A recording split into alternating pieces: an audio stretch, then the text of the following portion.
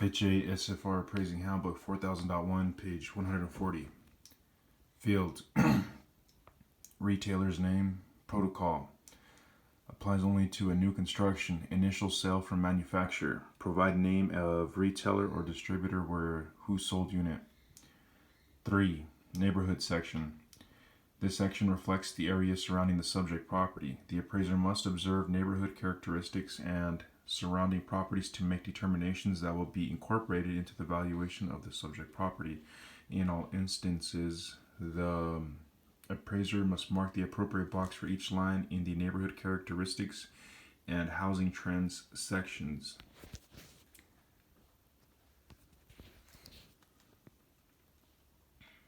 Failure to note conditions that may adversely affect the value of the property violates the use PAP. Note, race and racial composition of the neighborhood are not appraisal factors. Neighborhood characteristics. Field. Location. Protocol. Enter the type of area surrounding the subject property.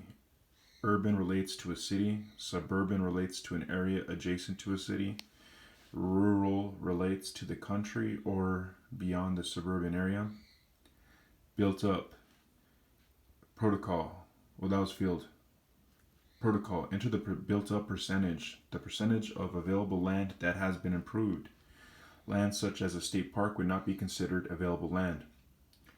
Field. Growth. Protocol. Enter the growth rate. If many lots are available, the growth rate may be rapid, stable, or slow, but the neighborhood is fully developed. Select the stable box. Page 141. Manufactured housing trends. Field. Property values. Protocol. Mark the box describing the current trend in the as-is property values for manufactured housing in the community.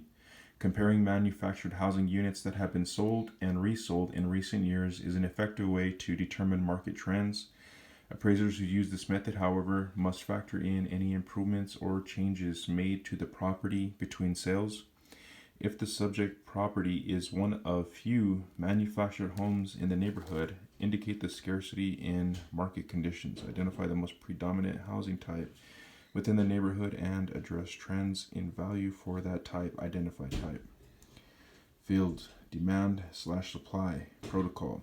Mark the appropriate demand/supply trend to determine the equilibrium status of supply and demand in the neighborhood. Compare the number of houses sold to the number of houses listed for sale in a recent time period. The similarity or difference between the number of houses sold and listed, not the absolute numbers, must be determined the demand/supply level.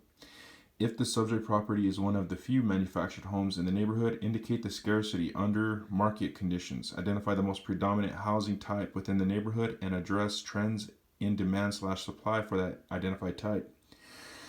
Field. Marketing time. Protocol. Mark the appropriate marketing time. The typical length of time a property most similar to the subject property would have to stay on the market before being sold at a price near its market value.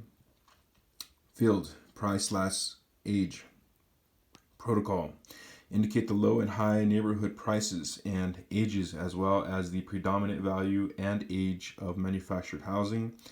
The high and low for both price and age must exclude the extreme. If the subject property is one of few manufactured houses in the neighborhood, identicate this paucity under market conditions.